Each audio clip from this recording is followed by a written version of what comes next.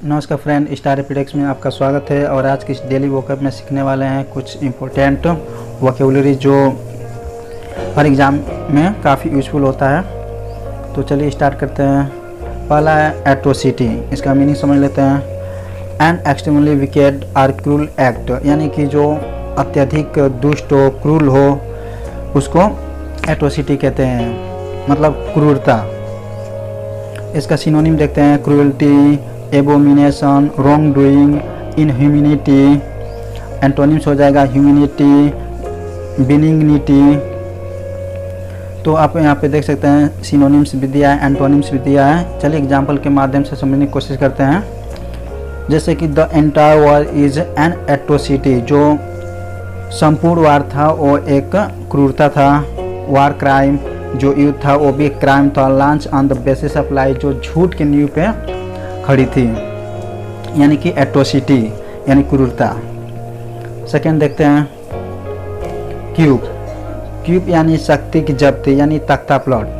जैसे कि a sudden change of government that is illegal, किसी भी चीज़ में आकस्मिक चेंजिंग हो जाता है। जैसे sudden change of government that is illegal, यानी कि गवर्नमेंट में, सरकार में कोई आकस्मिक चेंज हो जाता है जो इलीगल है, वायलेंट है। चलिए सिनोनिम्स देखते हैं। इसका सिनोनिम्स हो जाएगा deposition, overthrow, scissor of power. और एंटोनिम्स हो जाएगा सरेंडर, लिबरेशन। चलिए एग्जांपल देखते हैं। He was overthrow in army cube, वो आर्मी तख्ता प्लॉट में उसे उखाड़ फेंका गया था, यानी कि उसे आर्मी तख्ता प्लॉट में उखाड़ फेंका गया था। ओवरथ्रो मतलब उखाड़ फेंकना होता है। तो आप क्यूब मतलब समझ सकते हैं कि तख्ता प्लॉट, शक्ति की जब्ती। नेक्स्ट देखते हैं। यहाँ पे थर्ड हो जाएगा प्लेथोरा। प्लेथोरा का मतलब होता है अधिकता, यानी कि किसी भी चीज़ की अधिकता, किसी भी वस्तु की अधिकता। जैसे कि a large or excessive amount of something, यानी किसी भी चीज़ की मात्रा अधिक होना, वो प्लेथोरा कहलाता है। सिनोनिम्स हो जाएगा सरफिट, एविडेंस, प्लेंटी। इसका एंटोनिम्स हो जाएगा शॉर्टेज, स्कैर्सिटी, डिफिशियंसी। एग्जाम्पल देखते हैं। The geography map had plethora of new maps covering all the place, यानी जियोग्राफी में सभी जगहों को कवर करने के लिए नए मैपों का मतलब भरमार पड़ा था, यानी बहुत ही अधिक था जो सभी जगहों को कवर कर लेता है। प्लेथोरा मतलब होता है अधिकता। नेक्स्ट देखते हैं एब्डक्ट। एब्डक्ट का मीनिंग समझते हैं। Take someone away illegally by force और डिसेप्शन, यानी किसी को बहका ले जाना, अपहरण कर लेना, भगा ले जाना। इसका सिनोनिम्स देखते हैं। कैरी ऑफ, सीज, स्नैच, यानी चोरी करना। एंटोनिम्स हो जाएगा रिलीज्ड, गिव अप। चलिए एग्जांपल देखते हैं। द मिलियनेयर हु डिसअपीयर्ड में हैव बीन अबडक्टेड, यानी कि जो करोड़पति था जो गायब हुआ है, वो हो सकता है उसको अपहरण किया गया हो। अबडक्ट मतलब होता है अपहरण करना, भगा ले जाना। नेक्स्ट देखते हैं एक्विसेंस, यानी कि the reluctant acceptation of something without protest, यानी कि इसका मतलब होता है सहमति होना। जैसे कि आप यहाँ पे ऊपर इमेज में देख सकते हैं, ये दोनों सहमति है। इसमें सहमति शो कराया गया है, किसी भी वस्तु से या किसी से एग्री होना, सहमति होना। इसका सिनोनिम्स देखते हैं। Consent, agreement, concurrence, assent. और एंटोनिम्स हो जाएगा डिसएग्रीमेंट, डिनायल, डिफियंस। चलिए एग्जांपल के माध्यम से समझते हैं। Overall European acquiescence in the campaign can be taken for granted, यानी कि अभियान में जो यूरोपियन सहमति था उसको हल्के में लिया जा सकता है। ओवरऑल यानी आखिरकार। तो आप समझ सकते हैं एक्विसेंस मतलब होता है सहमति। नेक्स्ट देखते हैं कंप्लायंस। कंप्लायंस मीन होता है अनुकूलता।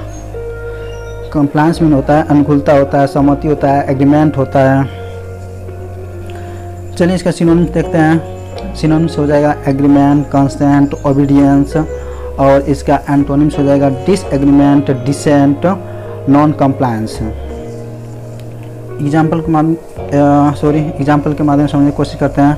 Procedure that must be follow to ensure full compliance with the law, यानी कानून कानून को पूर्ण अनुपालन सुनिश्चित करने के लिए एक अपनाई जाने वाली प्रक्रिया यानी अनुकूलता कहलाती है। नेक्स्ट देखते हैं इंसेप्शन।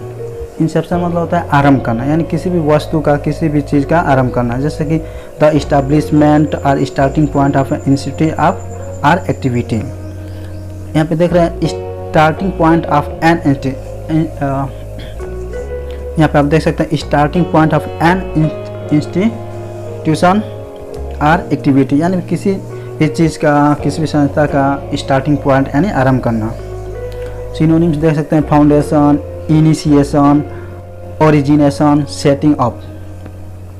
एंटोनिम्स हो जाएगा इंडिटर्मिनेशन, फिनिश। एग्जाम्पल देखते हैं she has been on the board, वह बोर्ड में है सिंस इट्स इंसेप्शन 2 years एगो, यानी इसकी स्थापना, इसकी आरंभ से 2 साल पहले से ही वो बोर्ड में है। इंसेप्शन मतलब होता है आरंभ करना। नेक्स्ट देखते हैं रेटिफाई। रेटिफाई मतलब होता है पुष्टि करना या फिर किसी भी चीज़ को कंफर्म करना, मेंबरों के द्वारा कंफर्म करना, किसी भी माध्यम से कंफर्म करना, जैसे कि to make an agreement officially और legally valid by voting for और साइनिंग इट, यानी कि इसका मतलब होता है पुष्टि करना।